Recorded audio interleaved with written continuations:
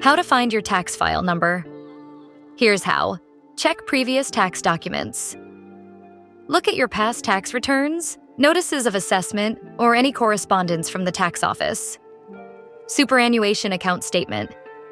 Check your super statements or log into your super account profile. Your TFN may be listed there.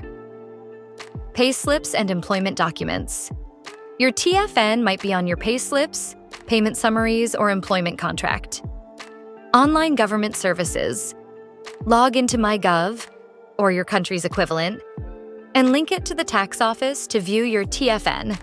Contact the tax office. Call your tax office directly, like the ATO in Australia, and verify your identity to retrieve your TFN. Keep your TFN safe and only share it with trusted parties. If this helped, like, share, and subscribe for more tips. Thanks for watching.